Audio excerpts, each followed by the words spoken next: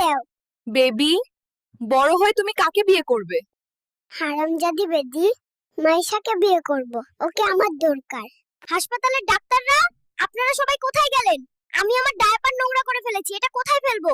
আমি কিন্তু তোমাদের বিল দেব না, দেখে নিও। এই বয়সে গেম খেলছো?